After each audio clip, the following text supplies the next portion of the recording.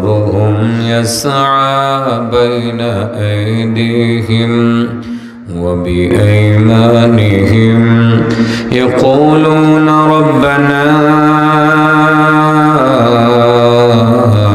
أتمم لنا نورنا واغفر لنا إنك على كل شيء قدير صدق الله العظيم اللهم صل على محمد وعلى آل محمد كما صليت على إبراهيم وعلى آل إبراهيم إنك حميد مجيد اللهم بارك على محمد وعلى آل محمد كما باركت على إبراهيم وعلى آل إبراهيم إنك حميد مجيد মার্কাজ সুন্নাহ কওমি মহিলা মাদ্রাসার উদ্যোগে আয়োজিত পঞ্চম বার্ষিক ইসলামী মহাসম্মেলনের অধ্যক্ষার এই পর্যায়ে যিনি সভাপতিত্ব করছেন আপনাদের প্রিয় প্রতিষ্ঠান গাঙ্গুলপাড়া মাদ্রাসার সুযোগ্য মুহতামিম হযরত মাওলানা মুফতি কামরুল ইসলাম সাহেব দামাত বারাকাতুহুম এবং আজকের এই মাহফিলের উদ্বোধক কামাল ভাই মাওলানা হাদিউল ইসলাম, আজকের মাহফিলের প্রধান অতিথি যিনি কথা বলে গেছেন প্রিয় ভাই রাজনীতিবিদ জনাব আব্দুল হান্নান, প্রধান মেহমান জনাব শফিকুল ইসলাম মোড়ল এবং আমন্ত্রিত উলামায়ে কেরামদের মধ্যে যিনি এতক্ষণ খুব গুরুত্বপূর্ণ কথা বলেছেন সমুদ্র কণ্ঠে, আমার তালুই হন সম্পর্কে তিনি মুরব্বী, আমার তালুইয়ের ফুয়াতো ভাই, সেই হিসাবে তালুই মুরব্বী, ঐতিহ্যবাহী ইমদাদিয়া মাদ্রাসা মধ্যভাগলপুর বাজিতপুরের সুযোগ্য পরিচালক আলহাজ হযরত মাওলানা নুরুল আমিন আজিজি দামাত বারাকাতুহু আলোচনা পেশ করেছেন আপনাদের সন্তান একজন প্রজ্ঞাবান আলেমে দ্বীন মুফতি সাইফুল্লাহ সাদি এবং আপনাদের প্রিয় মানুষ আসমিতা বাজার মসজিদের ইমাম আমার ভাই মাওলানা আলী হুসাইন সহ আমন্ত্রিত অন্যান্য উলামায়ে কেরাম, সম্মানিত মুরব্বিয়ান, আমার যুবক ভাইয়েরা, পর্দার আড়াল থেকে শুনছেন পর্দানশীল মা ও বোনেরা, একটি মাত্র হাদিস বলবো, শুরু থেকে শেষ পর্যন্ত অনুবাদ করব, তারপরে শেষ করবো ইনশাআল্লাহ। হযরত উমর ফারুক রাদিয়াল্লাহু তাআলা আনহু থেকে বর্ণিত, তিনি আল্লাহ রাসূল থেকে বলেন, নবীজি বলেছেন, লাউলা ইদ্দিআউল গায়ব লাশাহিদতু আলা খামসাতি নাফর আন্নাহুম মিন আসহাবিল জান্নাহ। আল্লাহ নবী বলেন, যদি আমার উপরে আমি গায়েব জানি এই মর্মে কোনো অপবাদ আরোপিত হওয়ার আশঙ্কা বোধ না করতাম, তাহলে আমি নিশ্চিত বলে দিতাম যে 5 প্রকার মানুষ জান্নাতি। এর মূল মিনিংটা হলো আল্লাহ রাসূল বুঝাইতে চাচ্ছেন যে 5 প্রকার মানুষ প্রায় নিশ্চিত জান্নাতি। বলেন কয় প্রকার মানুষ প্রায় নিশ্চিত জান্নাতি? কোন ভাগ্যবান আল্লাহর বান্দা বান্দিরি এখানে আছি আমরা যে 5 প্রকারের ভিতরে পড়ি কিনা একটু দেখি, তালাশ করে পড়বো না কেন? ইনশাল্লাহ চাচা কোন ইনশাল্লাহ পড়বো। হ্যাঁ, 5 প্রকারের ভিতরে না পড়লে তো বেহেশতে যাইতে পারবো না, দরকার আছে না বেহেশতে যাওয়ার? বলেন কয় প্রকার মানুষ প্রায় নিশ্চিত জান্নাতি? হ্যাঁ, গুরুত্বপূর্ণ কথা, মনোযোগ দিয়ে শুনেন। মানুষ মনে হয় আসবে, আর লক্ষণে বোঝা যায় যে ঘরের ভিতর থেকে বের হয়ে আসবে ইনশাআল্লাহ, টেনশন কোনো কারণ নেই, মানুষ আসবে। ঠান্ডা অন্য দিনের তুলনায় একটু বেড়ে গেছে, তাই না? আমারও খুব ঠান্ডা অনুভূত হচ্ছে, জ্বর নিয়ে আমি এসেছি। আমি কষ্ট করে এসেছি, আপনারা যারা আশেপাশে দাঁড়িয়ে আছেন আপনারা স্টেজে ঢুকতে পারবেন না, প্যান্ডেলে তাড়াতাড়ি চলে আসুন। বলেন কয় প্রকার মানুষ নিশ্চিত জান্নাতি? عن عمر رضي الله تعالى عنه عن النبي صلى الله عليه وسلم لولا ইদ্দিআউল গায়ব লাশাহিদতু আলা খামসাতি নাফার আন্নাহুম মিন আসহাবিল জান্নাহ। রাহমাতুল লিল আলামিন বলেন, আমার উম্মতের মধ্যে 5 প্রকার উম্মত প্রায় নিশ্চিত জান্নাতি। তারা জান্নাতে যাবে। 1 নাম্বার আল ফকির সাহিবুল আয়াল। 1 নাম্বার হলো গরিব মানুষ, টাকা নাই পয়সা নাই, গরিব মানুষ। যতটুকু সম্পদ আছে ততটুকুর মধ্যে সন্তুষ্ট থাকে। যার সম্পদ কম কিন্তু সন্তান বেশি, টাকা পয়সা কম ছেলে মেয়ে বেশি।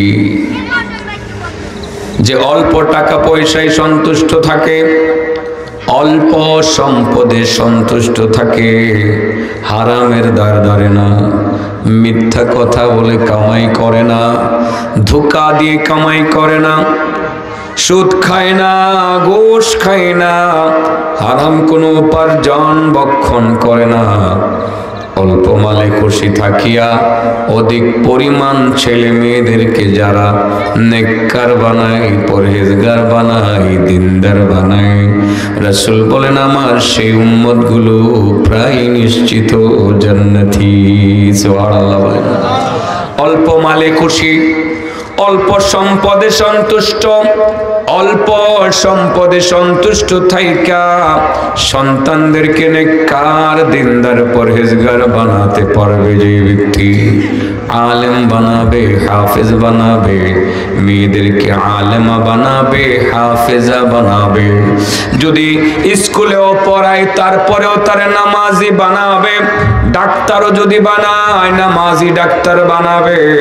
যদি ইঞ্জিনিয়ার বানায় নামাজি ইঞ্জিনিয়ার বানাবে। যে সমস্ত গরিব মানুষ, সম্পদ কম সন্তান বেশি, অল্প সম্পদে সন্তুষ্ট থাকলো, 1000 টাকা কামাই আছে আল্লাহ, এই 1000 টাকা দিয়ে ছেলে মেয়েদের ভরণ পোষণ করে যাব, আমি অতিরিক্ত কামাই করার জন্য পাগল পারা হব না। হ্যাঁ, যদি আমার অতিরিক্ত সম্পদ বৈধভাবে আসে তো আসবে, না আসলে আমি সুদের উপরে টাকা লাগাইতাম না, আমি মিথ্যা বলে কামাই করতাম না। অল্প বালে খুশি হইয়া অধিক পরিমাণ সন্তানদেরকে নেককার পরহেজগার বানাবে। রাসূল বলেন আমার এই উম্মত প্রায় নিশ্চিত জান্নাতি। আর হাসরের ময়দানে আমার উম্মতটা আমার লগে এইরকম কাছাকাছি থাকবে। তার মানে হলো আঙ্গুল দুটি ফাঁক করে লাগিয়ে দিলেন, লাগিয়ে নবী বুঝাইলেন আমার এই আঙ্গুল দুটির মধ্যে যেমন কোনো ফাঁক নাই, আমার ওই গরিব উম্মত গুলো আর আমার মধ্যে হাসরের ময়দানে কোনো ফাঁক থাকবে না। সুবহানাল্লাহ বলেন। 1 নাম্বারটা আমার টার্গেট, কিন্তু 5 নম্বরটা টার্গেট। কয় নম্বর? 5ম নম্বরটা হলো আমার টার্গেট। মাথায় রাখেন, কয় নম্বরটা টার্গেট? 5ম নম্বরটা টার্গেট। কয় প্রকার মানুষ প্রায় নিশ্চিত জান্নাতি? 1 নম্বর টাকা পয়সা কম, সন্তান বেশি, অল্প সম্পদে খুশি থাইকা সন্তানকে নেককার দিনদার পরহেজগার বানালো। আমি তো গল্প করে বলি, একটা গল্প, এটা বাস্তব গল্প। আপনাদের তো কিশোরগঞ্জ, পরে হলো আপনার নান্দাইল চৌরাস্তা, ডান দিকে গেলে হয় আপনার 18 বাড়ি, এরপরে কেন্দুয়া। কেন্দুয়া 18 বাড়ির মাঝামাঝি একটা বাজারের নাম আছে মাসকা, নাম শুনেছেন কিনা? মাসকা কেন্দুয়া করছে। তা আমি নরসিংদীতে কিছুদিন আগে গোর থেকে বেরিয়ে একটা রিক্সায় উঠলাম। রিক্সাওয়ালা আমারে কয়, হুজুর আপনি কি মুফতি আতিকুল্লাহ হুজুর? আমি কহ, হুজুর আপনি আমাদের মাস খাই যান না? আমি কহ যাই তো। হুজুর আপনার ওয়াজ আমি শুনি তো, দেশে গিয়ে শুনি, আপনার ওয়াজের দিন যায়, ওয়াজ শুনি। আমি বললাম বেশ ভালো তো ভাই, তুমি তাইলে আমার পরিচিত নরসিংদী, আমি অনেকদিন যাবত নরসিংদী রিক্সা চালাই, হুজুর দোয়া করেন। আমি বললাম কি দোয়া করতাম? আমার 3টা ছেলে হাফেজ হয়ে গেছে। আমি কারবার কি রিক্সাওয়ালা বেড়া 3 ফুট বলে হাফেজ। আচ্ছা, পরে হুজুর আমার একটা মেয়ে দাওরা ফাঁস করে লেছে। ব্যাপারটা কি? পরে হুজুর আরেকটা মেয়ে মেশকাত জামাতে পড়ে, আরেকটা মেয়ে হুজুর ছুটো এটারেও দাওরা ফাঁস করা। কয়টা হলো? 3টা ছেলে 3টা মায়া, সব দিয়ে আলেমা আলেমা। মনে মনে কই হাদিসটা আমার মনে পড়ছে, এই বেড়ার লাগিয়ে এনে জান্নাত। আল্লাহ রাসূল যে বলছে প্রায় নিশ্চিত জান্নাতি 5 প্রকার মানুষ, এই 1 নাম্বারটা তো এটা এনে। এই বেড়া জান্নাতে যাইতো নাকি আমি আগে যাইতার মনে কি? এই বেড়ার আগে যাওয়াটা কঠিন। বেড়া রিক্সা চালাইয়া 3 পুলা তার হাফেজ, মাইয়া একটা আলেমা হয়ে গেছে গা, আরেকটা 1 বছর পরে হয়ে যাবো গা, আরেকটা হইব। সুবহানাল্লাহ কইতেন না? কারণ এটা কি? রিক্সা চালায় যখন নামাজের টাইমটা হয়, মসজিদের বরাবর গিয়া একটা জিঞ্জিল বাইর করে গিয়ে রিক্সাটারে ফেঁসাইয়া ফুসাইয়া তালা দেয়, গিয়ে উজুটা করে মসজিদের সামনের কাতার গিয়া আল্লাহু আকবার। আমি মনে মনে কই হ্যাঁ বে আসতে যাইতো না, যাইব কেটা? এটাই তো আল্লাহ রাসূল কইছে। গরিব মানুষ রিক্সা চালায় সারাদিন 1000 টাকা কামায়, 3টা 6টা ছেলে মেয়ের নেককার বানাইছে, দিনদার বানাইছে। 3টা মায়ার লগে আবার 3টা ছেলেও হইব, হিডিও আলেম আলেমা হইব। মোটমাট 9 জন নেককার দিনদার পরহেজগারের পরিবার নিয়ে সে থাকে। এই লোকটা জান্নাতে যাবে না তো যাইবটা গেড়া? বাবা ভাগ্যেরও ব্যাপার, কিন্তু আপনার চেষ্টা তো করতে হবে, ঠিক আছে না? বলেন কয় প্রকার মানুষ প্রায় নিশ্চিত জান্নাতি? 1 নাম্বার সম্পদ কম, সন্তান বেশি। অল্প সম্পদে খুশি থাইকা সন্তানদেরকে নেককার দিনদার পরহেজগার বানাবে। হাসরের ময়দানে নবীর সাথে সে এইরকম কাছাকাছি থাকবে, আর সে প্রায় নিশ্চিত জান্নাতে চলে যাবে। সুবহানাল্লাহ। গেল 1 নাম্বার। এটার মধ্যে আমি ব্যাখ্যা দিতাম না। মহিলারা আছে নাকি আজকের মাহফিলে? 2 নাম্বারটা, প্রথম খুশি হইব, পরে একটু নারাজ হইব। 2 3 আমি এদেরকে নিয়ে মরবো, আর 4 5 আপনাদের লিয়ে কমো। মোটমাট একটা গেল, আর 2 আর 3 মহিলাদেরকে নিয়ে কমো, 3 আর 4 আপনাদেরকে নিয়ে, আর 4 আর 5 আপনাদেরকে নিয়ে কমো। মোটমাট কয়টা হলো? 5টা। আল্লাহ রাসূল বলেন 2 নাম্বার, ওয়াল মারআ الراضي عنها زوجها রহমাতাল লিল আলামিন বলেন 2 নাম্বার ওই মহিলা প্রায় নিশ্চিত জান্নাতি। মহিলা প্রায় নিশ্চিত জান্নাতি যেই মহিলার স্বামী তার প্রতি সন্তুষ্ট, ওই মহিলা প্রায় নিশ্চিত জান্নাতি। রাসূল বলেন যেই মহিলা ইবাদত কম করে এত বেশি করে না, ফরজ ওয়াজিবটা ঠিক রাখে, ফরজ ওয়াজিব ঠিক রাখিয়া স্বামীর যত্ন কইরা স্বামীরে খুশি রাখতে পারে, আল্লাহ রাসূল বলেন ওই মহিলা প্রায় নিশ্চিত জান্নাতি। সুবহানাল্লাহ। মহিলাদের এত বেশি ইবাদত লাগে না, শুধু ফরজ ওয়াজিব ঠিক রাখবে তারা। ফরজ ওয়াজিব ঠিক রাখিয়া স্বামীর যত্ন করবে, স্বামীর আনুগত্য স্বীকার করবে, স্বামীর কথা মতো চলবে। রাসূল বলেন প্রায় নিশ্চিত জান্নাতি। পক্ষান্তরে যে সমস্ত নারী তার স্বামীর যত্ন করবে না, স্বামীর পরে দায়িত্ব পালন করবে না, স্বামীর মনের দিকে তাকাইবে না, জবান দিয়ে স্বামীরে কষ্ট দিবে, সে যদি 5 ওয়াক্ত নামাজ পড়ে, প্রতি সপ্তাহে যদি 2 দিন রোজাও রাখে, নিয়মিত যদি তাহাজ্জুদ পড়ে, প্রতি সপ্তাহে যদি 1 খতম কোরআন তিলাওয়াত করে, ওই নারী মারা গেলে স্বামীর অসন্তুষ্টির কারণে সে জাহান্নামে যাবে। নাউজুবিল্লাহ। কোন মহিলাদের সুযোগও বেশি, সুবিধাও বেশি, অসুবিধাও বেশি। শুধু অসুবিধা হয় কেন জানেন? ওটা মুখটার লেগা। মুখ বুঝে জবানটা লাগা, জামাইটারে মুখ দিয়ে বেশি কষ্ট দেয়। মাঝে মধ্যে তুই তুকারি করে, মাঝে মধ্যে মা বাপ তুল্লা স্বামীরে গালি দেয়, মাঝে মধ্যে জারি মারে। স্বামীরা এত কষ্ট করে এ কোটটা দিয়ে বাজার থেকে 1:30 বাজে দোকানপাট বন্ধ করে, কি গো কমলা দাও না তরকারিটা গরম করে।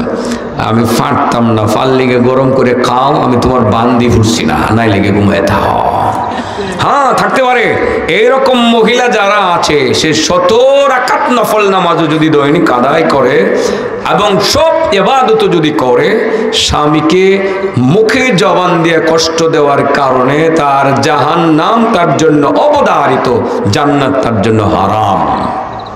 পক্ষান্তরে যেই সমস্ত স্ত্রীগণ স্বামীকে খুশি রাখে, ইবাদত একটু কম আছে তার আমলনামায়, আল্লাহ রাসূল বলেছে প্রায় নিশ্চিত জান্নাতি। হেরা আসলে ধরাটা খাইব গিয়ে জবানটার লেগে, মুখটার লেগা, এরা একটু নারাজ হইব, কইলে চাচা কইয়া লাই, আবার লাস্টে আবার এক সুখবরও আছে, আমার যা বলার তো বলে ফেলতে হইব, ঠিক আছে না? এই জবানটার কারণে যে কি পরিমাণ শাস্তি পাইব, একটা হাদিস কইলাম। তো আপনারা লোকজন বাড়ছেন গেরে, আবার একটু কমলেও পারতেন এত রাত্রে, আবার লোকজন বাইরে গেছে কেন? আচ্ছা, আমার ওই ভাইয়েরাও আইসে পড়ছে, এরাও খুশি হইতেছে, যার নামে গেলে আমার বুড়িটা যাইবো, আমি তোর যেতাম না। হ্যাঁ না, আপনার ওয়াইফের লইয়ে যান না তো যাইবেন, আপনারও কিছু কয়ে থুয়ে যাবো, ঠিক আছে না? কই প্রকার মানুষ প্রায় নিশ্চিত জান্নাতি? মনে কেন জবানটার কারণে যে মহিলারা ধরে খাইব, বোঝানোর জন্য একটা হাদিস বলি। আপনারা আমার নবীর মেয়ে ফাতেমার নাম শুনছেন? ফাতেমার ছেলে আছিল 2 জন, হাসান আর হুসাইন। ফাতেমার স্বামীর নাম ছিল হযরত আলী। এরা কয়জন? 60 জন মিল্লা একদিন বেড়াইতে গেছে। তার মানে ফাতেমা গেছে বাবার বাড়িতে, আর আলী গেছে শ্বশুর বাড়িতে, আর হাসান হোসেন গেছে নানির বাড়িতে। নানির বাড়ি না, নানার বাড়িতে। কার বাড়ি? নানার বাড়িতে, ঠিক আছে না? বাড়ি কি একটা? ওই চাষা তো বুঝে এসে দেখা যায়। আমার নবী ঘর থেকে বের হয়েছেন, রাস্তার মধ্যে গিয়ে দেখেন যে এরা 4 জন আছে। হাসান হোসেনকে দেখলে আমার নবীর কি ভালো লাগতো, এটা তো জানেন, কলিজার টুকরা ছিল না ভাই সাহেব। আর ফাতেমা তো একেবারে আদরের দুলালি। ফাতেমা আমার নবীরে বুঝতো বেশি, ঠিক আছে না? আমার নবী ফাতেমারে অনেক আদর করতো। আর ফাতেমাও বুদ্ধিমতী আসিল, তো কেমনে আদর নেওয়ান লাগে এটা ফাতেমা জানতো। কথা বলছেন না? তুলনামূলক আসলে মেয়েরা বাবারে সহজে বুঝে, বাবার কাছ থেকে কেমনে আদর নিতে হয় এটা ছেলের তুলনায় মেয়েরা বুঝে বেশি, ঠিক না? ঠিক। এই ছেলেটাই দুষ্টুরি, বাপের আদর নিবার এটি সুযোগ হয় না। সকালবেলা সাইকেল লিয়ে যাইব, এর আগে আইব বিকাল 4টা বাজে। কথা বোঝেন না? বাপ কই আছে না আছে কোনো খবর নাই। কিন্তু মাইয়াটা করবো কি জানেন নি? মাইয়াটা বাপটার শরীর খারাপ হলে, আব্বু তোমার শরীরটা খারাপ, আজকে কোথাও যায় না আব্বু, আমি আমি আমি তোমার একটু ভালো নাস্তা বানাই দিলে তুমি খাইবা। এটা কিন্তু মেয়েরা কিন্তু খবরটা রাখে। ঠিক প্রত্যেকটা বাবার এই মেয়ে সন্তান যদি এটি বাপের একটু খোঁজখবর বেশি রাখে, আর এটি রাখতারে না, এই জন্য এটি ঠগে আর কি, ছেলেটি ঠগে। মেয়েরা কিন্তু এই ক্ষেত্রে অনেক সময় জিততে যায়। আমি মাঝে মধ্যে একটু ফিল করি, দেখি আর কি। আমার বড় মেয়েটা ফোন দেয়, আব্বু কি খাওয়া দাওয়া করছো? না খাইছি। জ্বরটা কমছে? হ্যাঁ কমছে। তাড়াতাড়ি এসে পড়ো আব্বু, আমি কিন্তু টেনশন করতেছি, তাড়াতাড়ি এসে পড়ো। মেয়েটা কয়টা? আর ফুতে ফোন দিয়ে আব্বু কি হয়েছে? তোমার যে আমার মারছে বিচারটা করো লাগবো। হ্যাঁ কয়টা? আর যে খবর লয় খাইছি কি খাইছি না। হ্যাঁ আসলে মেয়েরা বাপেরে একটু বেশি বুঝে, আর এটাও বাস্তব। মেয়েরা যদি সচ্ছল থাকে, বাবা বয়স্ক হইল, বাপটারে যত্ন করার চেষ্টা করে, একদিন পরে আয় পরে। আমারে হজে যাওয়ার পরে এবার একজন ভদ্রমহিলা, ঢাকার, খুব সম্ভব অনেক উচ্চ ফ্যামিলির, মনে হয় 1000 কোটি টাকার মালিক। আমি জিজ্ঞাসা করিনি, অন্যরা বলছে। তো মহিলা আমার পাশের রুমে থাকতো, তার স্বামী সহ। একদিন আমাকে বলে যে হুজুর একটা কথা জিজ্ঞাসা করতাম। কি? হুজুর আমি তো স্বামীর বাড়ি, আমাদের বাসা কাছাকাছি, ঢাকা ধানমন্ডিতে। আমার আব্বারা শরীরটা বেশি ভালো না হুজুর, মানে আমার প্রতিদিন ওখানে আব্বার যত্ন করতে আমার যাওয়া লাগে, নাইলে আমার বাপের কেটা করবো, বাইরে বেশি যত্ন করে না। এখন স্বামী যে মাঝে মধ্যে নারাজ হয়, হুজুর কি করতাম? আমি বললাম অসুবিধা নেই, আপনি স্বামী তো আসি, ডেকে না গেলাম। ভাই বাপ তো, বাপের জন্য মেয়েরা একটু বেশি কান্দে, একটু সুযোগ দিয়ে দিন। হুজুর ঠিক আছে। আমিও তো যাই, কিন্তু মাঝে মধ্যে সাংসারিক ব্যস্ততার কারণে একটু রাগটা করি, আর করবো না। তার মানে এটা বাস্তবতাটা তুলে ধরলাম। এবার হজের সফরে মক্কায় গিয়ে আমাকে জিজ্ঞাসা করলো, এই মেয়ে হচ্ছে ব্যস্ত, তার মানে কি করে? সে প্রত্যেক দিন সকালবেলা যায়, বাবারে গিয়ে গোসল করায়, বাবা প্রস্রাব পায়খানা করে দিয়ে পরিষ্কার করে নতুন জামা পরায়, শরীরে তেল মালিশ করে, বাবারে খাওয়াই দিয়ে আসে, দুপুরের খাবার খাওয়াই দিয়ে আসে, আবার রাতের বেলা গিয়ে রান্না করে নিয়ে খাওয়াইয়া দিয়ে আবার নিজের বাসাতে আসে। মেয়েরা অনেক সময় বাবারে করে বেশি না, এটাই বাস্তবতা। করতে কই গেলাম গা, আসলে ছেলেরা তো নারাজ হইব যে হুজুরে যেভাবে আমগুলো বোনেরার পক্ষে কসুর করছে, আমরা বাপ মা আবার করতে ভার করে দে না, তোমরার ব্যবস্থাও করতেছি, টেনশন করবেন, ঠিক আছে, ব্যবস্থা করতেছি। হযরত ফাতেমা নবীরে দেখছে, নবীজি ঘরে ঢুকেন নাই, ফাতেমাও বাইরে, নবীও বাইরে। ফাতেমা গিয়া নবীকে সালাম দিছে, নবী কয় ফাতেমা আইসো আম্মু, যাও ঘরে যাও, আমি আসতেছি। কিন্তু ফাতেমা তো নাচরবন্দি, হ্যাঁ আব্বুর চেহারাটা দি খারাপ, আব্বু আপনার মন খারাপ, বুঝে ফেলছে, এই যে মেয়ে বুঝে ফেলছে, আব্বু মনটা খারাপ কেন, আব্বু একটু বলবেন আপনার মনটা খারাপ কেন? মা যাও না ঘরে যাও, আমি আসতেছি। না আব্বু, অন্যদিন আমাকে দেখলে আপনার চোখে মুখে হাসি ফুটে ওঠে, হাসান হুসেনকে দেখলে আপনার চোখে মুখে হাসি দেখি, আলী আসছে, আমার স্বামী আসছে, আমি আসছি, আমার 2 ছেলে আসছে, আপনার তো যথেষ্ট আনন্দিত হওয়ার কথা, অন্যদিন তো তাই হন, কিন্তু আজকে আপনার মনটা খারাপ। আব্বু আপনার মন খারাপ কেন? কারণ না বললে ফাতেমা তার বাবার ঘরে যাবে না, হাসান হুসাইন নানার ঘরে যাবে না, আলী তার শ্বশুরের ঘরে যাবে না। আব্বু বলতে হবে আপনার মনের কষ্টটা কোন জায়গায়। নবী বলেন, আমার পাগলি মায়া শোনো, আসলে তোমাদের ব্যাপারে আমার এখানে কোনো কষ্ট নাই। আজ আমার মেরাজের একটা দৃশ্য চোখে ভেসে উঠতেছে।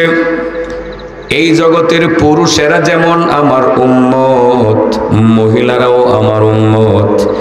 আমি যখন মেরাজে গেলাম, জিবরাইল কিছু মহিলা আমারে দেখাইছে, কিছু মহিলাকে কত রকমের শাস্তি দেওয়া হইতেছে আমারে দেখাইছে। 10 প্রকার মহিলাকে আমারে দেখানো হয়েছে, তাদেরকে 10 ধরনের শাস্তি বা আযাব দেওয়া হইতেছে। আমার চোখে সেই আযাবের দৃশ্যগুলো ভাসতেছে।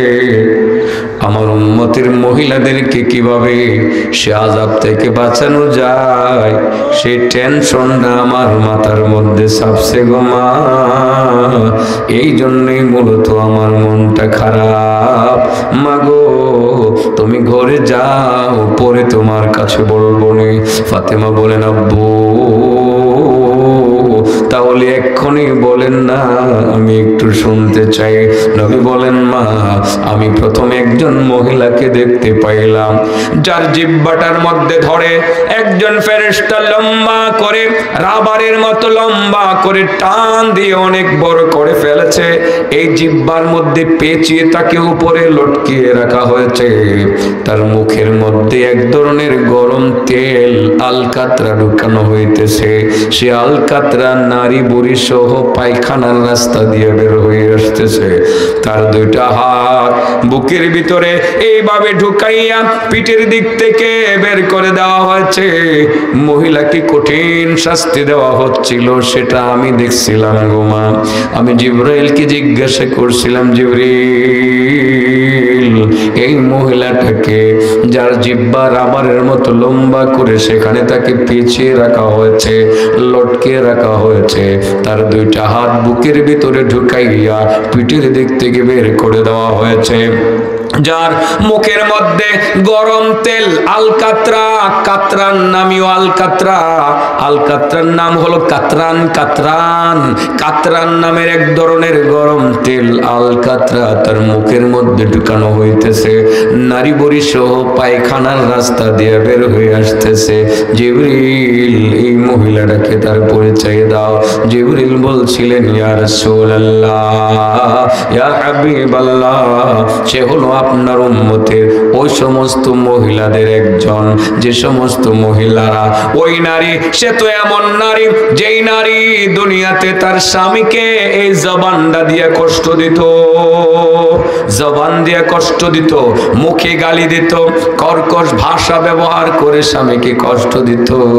যে সমস্ত মহিলারা জবান দিয়া স্বামীরে কষ্ট দেয়, এই জিহ্বা দিয়া স্বামীরে কষ্ট দেয়, উচ্চবাচ্য করে, কর্কশ ভাষা ভাষায় কথা বলে, আক্রমণাত্মক ভাষায় কথা বলে, তুই তুকারি করে, মায়ের নাম নিয়ে গালি দেয়, বাবার নাম নিয়ে গালি দেয়। যে সমস্ত নারীরা তার স্বামীর জবান দিয়ে কষ্ট দেয়, ওই সমস্ত মহিলাদেরকে মূলত মরণের পর বরজখী জগতে তার জিহ্বার মধ্যে ধরে টান দিয়ে লম্বা করে উপরে লটকে রাখা হবে। তার দুইটা হাত বুকের দিক থেকে ঢুকিয়ে পিঠের দিক থেকে বের করে দেওয়া হবে। মুখের মধ্যে এক ধরনের গরম তেল আলকাতরা ঢুকাইয়া দেওয়া হবে। নারী বড়ি সহ পায়খানার রাস্তা দিয়ে বের হয়ে আসবে। ওই সমস্ত নারীদের বিরুদ্ধে এমন শাস্তি টানা কিয়ামত পর্যন্ত চলবে, একটা সেকেন্ডের জন্য থামবে না। নাউজুবিল্লাহ কইতেন না?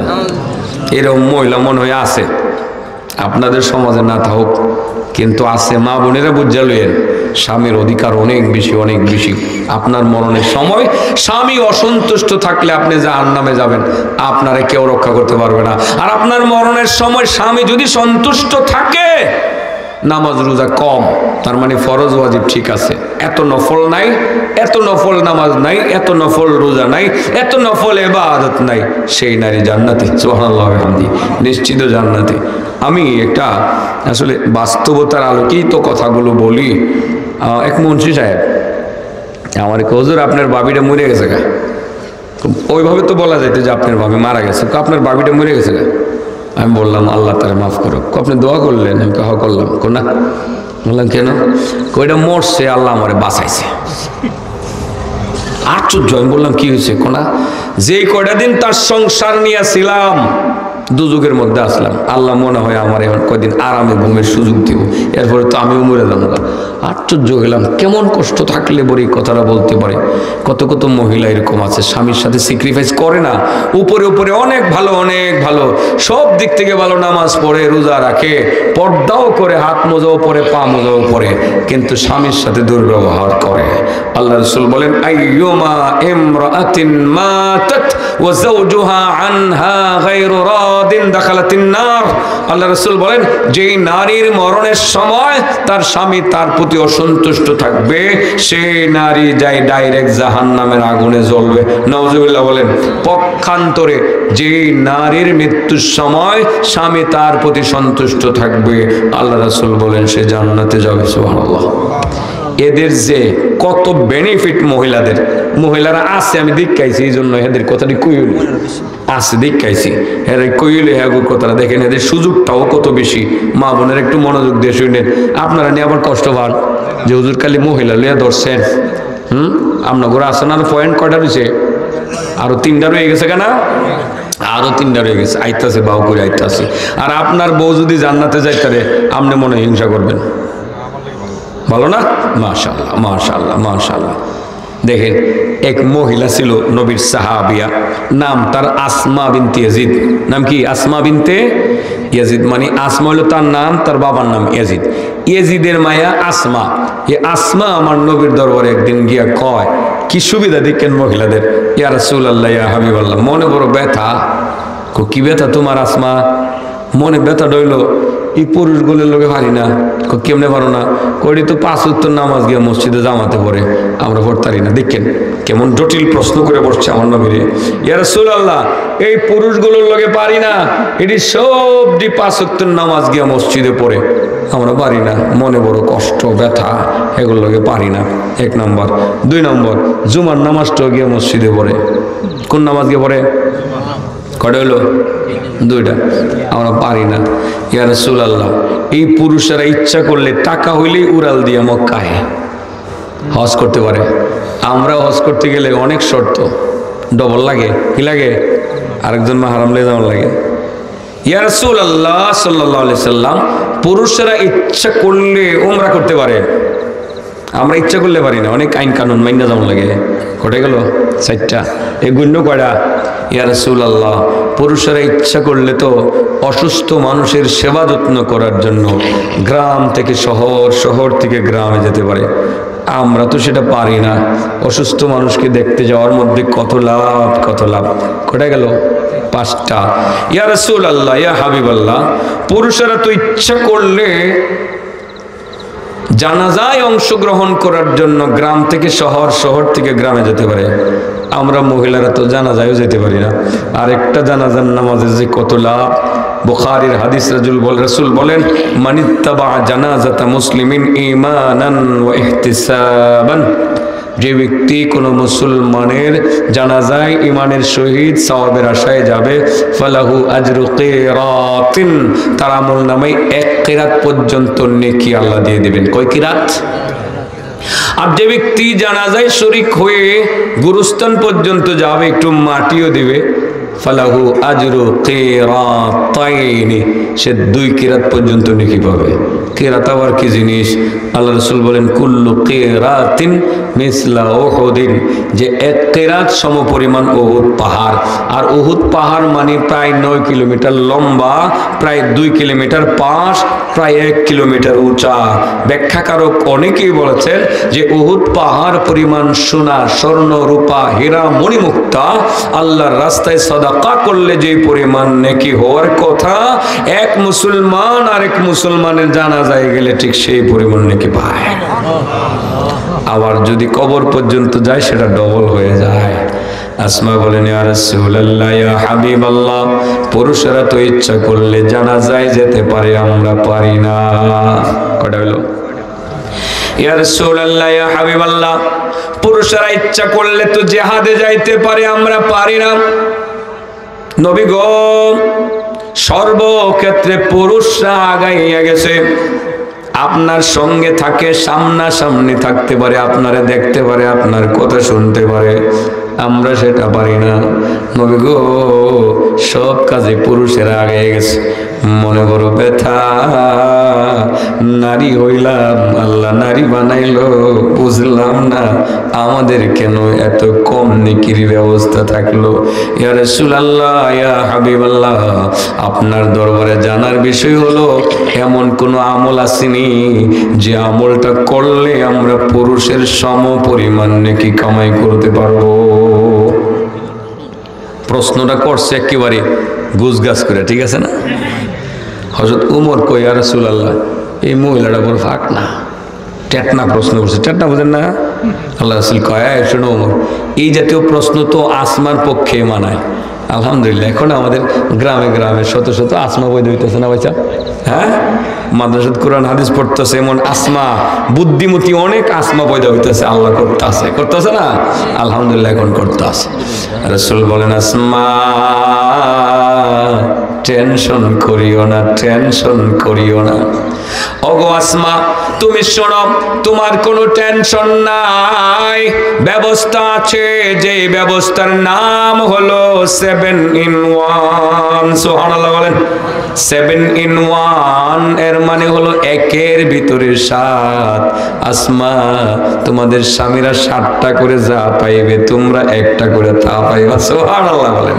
আসমা গো, একটা কথা মনে রেখো, তোমাদের যে সমস্ত স্বামীরা 5 ওয়াক্তের নামাজ মসজিদে জামাতে পড়ে, যে সমস্ত স্বামীরা জুমার নামাজ মসজিদে জামাতে আদায় করে, তোমাদের যে সমস্ত স্বামীরা হজ করে, যে সমস্ত স্বামীরা উমরা করে, যে সমস্ত স্বামীরা অসুস্থ মানুষকে দেখার জন্য, যত্ন করার জন্য গ্রাম থেকে শহরে যায়, শহর থেকে গ্রামে যায়, তোমাদের যে সমস্ত স্বামীরা জানাজায় শরীক হওয়ার জন্য গ্রাম থেকে শহর, শহর থেকে গ্রামে যায়, তোমাদের যে সমস্ত স্বামীরা জিহাদের ময়দানে গিয়ে জিহাদে অংশগ্রহণ করে, তোমাদের এত কিছু লাগবে না।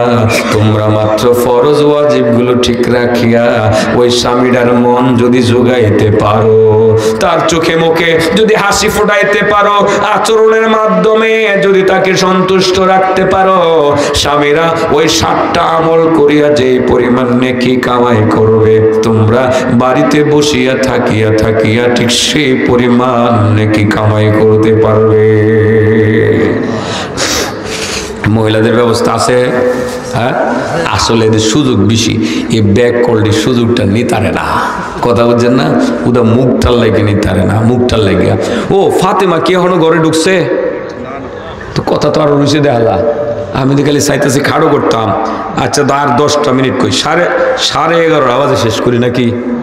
এর আগে শেষ করলে তো আর হইতো না। হ্যাঁ ঠান্ডা লাগছে তো কথা বাজে নাকের মধ্যে কফ টপ জমা মানে দেখেন নাকি একটা অসুবিধা আজকে করার তো কিচ্ছু নাই ঠান্ডা লাগে গেছে কি করতাম আচ্ছা রাখেন তারপরেও 5 প্রকার মানুষ না প্রায় নিশ্চিত জান্নাতি কয়টা খুশি হ্যাঁ দুইটা না দুইটা ও তাইলে ফাতেমার একটু বাবার করে ফুসাই দিই কারণ ফাতেমারে বাইরে রাখা ঠিকই না ফাতেমা বলেন আব্বু আপনি বললেন যে সমস্ত মহিলারা স্বামীরে জবান দিয়া কষ্ট দেয় তার জিহ্বার মধ্যে ধইরা তারে লটকায় রাখা হবে মুখের ভিতরে আলকাতরা ঢুকানো হবে তার 2 হাত বুকের ভিতরে ঢুকাইয়া পিঠের দিক থেকে বের করে দেওয়া হবে সে আলকাতরা নারী বুড়ি সহ পায়খানার রাস্তা দিয়ে বের হয়ে আসবে আব্বু গো আলহামদুলিল্লাহ আমি আমার স্বামীর জবান দিয়ে কষ্ট দেই না আব্বু আরো কিছু বলবেননি নবী বলেন ফাতেমা আরেকটা কথা তোমারে আমি কয়ে দেই আর একটু সামনে অগ্রসর হইলাম আমি অগ্রসর হইয়া দেখলাম আরেকজন মহিলার মাথার চুলগুলো অনেক লম্বা লম্বা লম্বা চুল তাকে একজন ফেরেশতা লম্বা চুলের মধ্যে ধরে তাকে উপরে লটকে রেখেছে এবং তার নিচের দিক থেকে আগুন ধরিয়ে দিয়েছে এবং তার মগজ মোমের মতো গলতে গলতে নিচে নিক্ষিপ্ত হইতেছে মাগো আমি জিব্রাইলকে জিজ্ঞাসা করলাম ভাই জিবরিল এই মহিলাটা কেডা যার চুলের মধ্যে ধরে উপরে লটকে রাখা হয়েছে নিচের দিক থেকে আগুন ধরিয়ে দেওয়া হয়েছে তার মগজ মোমের মতো গলতে গলতে নিচে নিক্ষিপ্ত হইতেছে চতুর্দিকে দুর্গন্ধ ছড়িয়ে পড়েছে ভাই জিবরিল ওই মহিলাটা কে জিবরিল বলেন ইয়া রাসূলুল্লাহ ওই মহিলা হলো আপনার উম্মতের ওই মহিলা যেই মহিলা মাথার মধ্যে কাপড় দিয়ে চলে না উদাম মাথায় চলে এই মহিলা উদাম মাথায় চলতো যে সমস্ত নারীরা উদাম মাথায় চলবে রাস্তাঘাটে বের হবে মাথায় কাপড় দিবে না ওড়না টানবে না স্কার্ফ পরবে না বোরকা পরবে না যে সমস্ত নারীরা উদাম মাথায় বাবার বাড়িতে যায় উদাম মাথায় স্কুলে যায় মাস্টারি করার জন্য যায় উদাম মাথায় কলেজে যায় উদাম মাথায় রাজনীতির ময়দানে যায় যে সমস্ত নারীরা উদাম মাথায় স্বামীর সাথে রাস্তাঘাটে ঘোরাফেরা করে যে সমস্ত স্বামীরা উদাম মাথায় ভাইয়ের বাড়িতে বোনের বাড়িতে যায় মার্কেটে যায় ওই সমস্ত নারীদেরকে মূলত মরণের পরে বরজখী জগতে তার চুলের মধ্যে ধরে লম্বা করে চুলের মধ্যে ধরে তাকে টানিয়ে রাখা হবে নিচের দিক থেকে আগুন ধরিয়ে দেওয়া হবে তার শরীর থেকে দুর্গন্ধ ছড়িয়ে পড়বে মগজ গলতে গলতে নিচে নিক্ষিপ্ত হবে ওই বেপরদা নারীর বিরুদ্ধে এমন শাস্তি টানা কিয়ামত পর্যন্ত চলবে একটা সেকেন্ডের জন্য থামবে না উদাম মাথায় চলে আপনাদের এলাকায় এরকম মেয়েরা কমই দেখা যায় আমি আসি তো আমার চোখে কম পড়ে আসলে বাস্তবতাটা বলছি আর কি চোখে কম পড়ে তবে কিছু না কিছু তো আছেই উদাম মাথায় চারা চলে বাবাজি একটি কথা বলি মনে কষ্ট নিয়েন না আপনার মেয়েটা কটিয়াদি গভর্নমেন্ট কলেজে পড়ে কিন্তু গভর্নমেন্ট কলেজ হয়ে গেছে সরকারি কলেজে পড়ে মেয়েটা কটিয়াদি থেকে আসার পথে আইসার নামছে এই মুহূর্তের মধ্যে না বাড়িতে এবার হাইটাই তো আসবে এই রাস্তায় তো রিক্সা নেবে না হাইটা আসবে একটা বখাটের ছেলে মেয়েটারে দীক্ষা চুলের মধ্যে টান দিয়ে ধান খেতে পালাই দিছে চুল টান দিছে আপনার কাছে খবরটা গেলে কি করবেন কত বড় সাহস আমার মেয়ের মাথার চুলে টান দিলে তুই আমার ছেলের কুদাল দিয়ে কূপ দিলেও আমি এত কষ্ট হইতাম না আমার মাইয়ার মাথার চুলো টান দিয়ে ভালাই দিলি আমি এটা শেষ দেখতাম চাই প্রয়োজনে খেত এক কাটা বিষ্ণু বেচ্চা মামলা বাইয়া হেরে জেলের ভাত আমি খাওয়াইয়া ছাড়বো অর্থাৎ মেয়ের অপমান বাবা সইতে পারে না ও বাবা একটা টানই তো দিছে মাত্র এটা সহ্য করতে পারলেন না আপনার মেয়েটারে যখন প্রায় 1.5 লক্ষ বৎসর প্রায় 1.5 লক্ষ বৎসর আনুমানিক চুলের মধ্যে ধরে উপরে লটকে রাখা হবে নিচের দিক থেকে আগুন ধরিয়ে দেওয়া হবে আপনি সেটা সহ্য করবেন কিভাবে মেয়েটাকে যদি স্থায়ীভাবে সেই কঠিন শাস্তি থেকে বাঁচাতে চান, মেয়েটারে আপনি পর্দার ভিতরে আনেন। মহিলা মাদ্রাসায় পড়াইলে আলহামদুলিল্লাহ একটু গ্যারান্টি আমরা দিতে পারি, লেখাপড়া কটুক করলো আমি বলবো না, কিন্তু মাথার কাপড় সে আর ফেলবে না, উদাম মাথায় চলবে না, একটু গ্যারান্টি দিতে পারি। হ্যাঁ, যদি কলেজে পড়ান, বাবা আজ আপনার মেয়েটাকে বলেন মা তুমি কলেজে যাও, আমি চাই আপনার মেয়েটাও কলেজে পড়ুক। একটা মেয়ে তো কলেজে পড়ার দরকার আছে, সে বিজ্ঞানে লেখাপড়া করে ডাক্তার হবে, ডাক্তার না হলে মেয়েদের চিকিৎসাটা করবে কে? আপনার একটা মেয়ে ডাক্তার বানান না, কোনো আপত্তি নাই, কিন্তু সেই মেয়েটাকে কঠিন শাস্তি থেকে যদি আপনি বাঁচাতে চান বাবা, আগামীকালেই বলে দেন মা তুমি কলেজে যাইবা, আমার কোনো আপত্তি নাই, বুরকা কিনে দিলাম, বুরকা পরে যাইবা, মাথা উদাম নিয়ে তুমি কলেজে যাবা না। ও বন্ধু, তোমার বউকে না তুমি অনেক ভালোবাসো, অনেক বেশি ভালোবাসো, তোমার বউয়ের মাথায় কেউ চুলে টান দিলে তোমার কি সহ্য হবে? সেটা হবে না। তাহলে এত বছর তাকে টানিয়ে রাখা হবে, সেটা সহ্য করবে কিভাবে? আজই তুমি বুরকা কিনে দাও। বন্ধু, তোমার বউকে বলবা আমি আগামী মাসে আবার বিদেশ চলে যাব, তুমি কিন্তু বাবার বাড়িতে গেলে বুরকা পরে যাওয়া, বোনের বাড়িতে গেলে বুরকা পরে যাওয়া, কোনো কারণে যদি মার্কেটে তোমার যেতেই হয় বুরকা পরে যাওয়া। ওগো স্ত্রী, আমি চাই না তোমার চুলের মধ্যে তোমাকে লটকিয়ে রাখা হোক চুলে ধরে। এই বন্ধু, তুমি এই দায়িত্বটা পালন করবা, তাহলে এই নারী সমাজকে এই বর্জকি জগতের কঠিন আযাব থেকে বাঁচানো সম্ভব। আর আলহামদুলিল্লাহ এখন পর্দার প্রথাটা যথেষ্ট বেড়েছে, গ্রামে গ্রামে প্রায় মহিলা মাদ্রাসা। আমি একটু বলি যে ধরলাম খুব বেশি লেখাপড়া করে না ওরা, মেয়েদের মধ্যে হয় কি জানেন, মেয়েটা একটু মাঝামাঝি গেলে খালি বিয়ে এসে পরে বিয়ে দিলা, ঠিক আছে না, বিয়ে দিলা, কিন্তু মেয়েটা কিছুদিন মাদ্রাসা বারান্দায় গেছে যে ইনশাআল্লাহ মাথা চুল আর উদাম রাখতো না, বুরকা তারে মারলেও আর সারাতে পারতো না কেউ। অন্তত পক্ষে এই শিক্ষাটা তো আসে। করতে কই গেলাম গে, এত সরামো নিজেও ভাবছি না, আপনার করে দেখতে আমার ভালো লাগতেছে, শীতের মধ্যে বই রয়েছেন। এবার ফিনিশিং দিয়ে লাইবাইছে আপনার কই প্রকার মানুষ প্রায় নিশ্চিত জান্নাতি। 1 নাম্বার, সম্পদ কম, ছেলে মেয়ে বেশি, ছেলে মেয়েদেরকে নেককার বানাইলো, অল্পতেই খুশি থাকলো, নিশ্চিত জান্নাতি। 2 নম্বর, ওই মহিলা প্রায় নিশ্চিত জান্নাতি যার প্রতি তার স্বামী সন্তুষ্ট। আমার মনে হয় আজকে মহিলারা আপনারা ঘরে গেলে কইব সরি স্বামী গো মাফ করে দেন, আপনি কিন্তু হাসি দিয়ে মাফটা করে দিবেন, হাসি দিয়া দেখবেন আর কার্য কেলেঙ্কারি নাই, আপনিও জান্নাতি, আপনার বউ জান্নাতি, আসরের ময়দানে দেখা হইব, জান্নাতের মধ্যে গিয়ে দেখা হইব ইনশাআল্লাহ। মা বোনদেরকে আমি অনুরোধ করি বলি, মাগো আপনাদের এই জায়গাতেই আপনাদের সমস্যা। আল্লাহ রাসূল এসে বলছিলেন যে আমি তোমাদের কি উরিতু কুন্না আকসার আহলিন নার, তোমাদেরকে বেশি জাহান্নামে দেখেছি, কেরে তাকফুরনা লাশিরা। এই মহিলারই এই নবীজি বলছিলেন যে আমি মহিলাদেরকে বেশি দেখেছি, কেরে কারণ স্বামীর অবাধ্য হয় তারা বেশি, স্বামী অনেক কিছু দেয়, একদিন যদি একটা শাড়ি না আইনা দিতে পারে ডাইরেক্ট বলে ফেলে 30 বছর তোমার সংসার করলাম, তুমি একটা শাড়িও আমার আইনা দিলে না, মাত্র এবার দিতারছে না, টাকা পয়সা নাই, ব্যবসাতে লাভ নাই, প্রতিবারই দিছে, সব অস্বীকার করে লেছে।